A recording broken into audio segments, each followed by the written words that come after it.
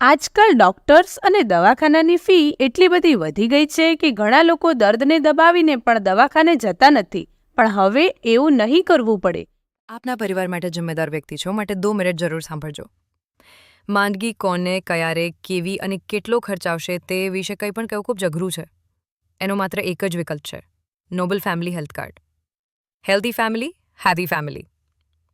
કુદરત ના કરે પણ ઓચિતા હોસ્પિટલ અથવા મેડિકલ ખર્ચ આવી જાય તો એના માટેની વ્યવસ્થા કરેલ છે. શું આપના અથવા આપના પરિવારના સભ્યોમાં આગામી જીવનમાં દવા માટે કેટલા રૂપિયા જોઈએ તે વિચાર્યું છે?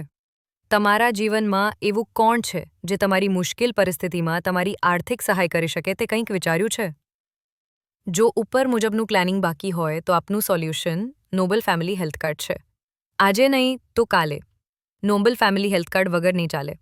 બધા લોકો રૂપિયા કમાય તો છે જ, પરંતુ બધા જ લોકો રૂપિયા ભરે પણ છે. તે હોસ્પિટલ હોય કે મેડિકલ સ્ટોર હોય. હોસ્પિટલમાં કેટલા રૂપિયા ભરવા પડે તે અનિશ્ચિત છે, માટે દરરોજ 1 રૂપિયો નોબલ હેલ્થકેરમાં ભરીને પોતાના ભવિષ્ય માટે સાચવો.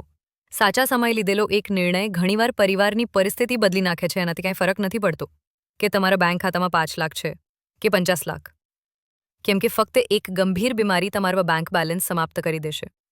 ફેમિલી હેલ્થ કાર્ડ ક્યારે લેવું જોઈએ? હું કહીશ, જ્યારે ના હોય ત્યારે. સાંભળતા આશ્ચર્યજનક લાગશે, પણ નીચે પૂછેલા કોઈ પણ પ્રશ્નોનો જવાબ નામાં હશે ત્યારે નોબલ હેલ્થ કાર્ડ લેવું જરૂરી છે. શું તમારી પાસે વધારાનું ફંડ છે? જો છે તો તે ડોક્ટર કે હોસ્પિટલને આપવા તૈયાર છો? Family health card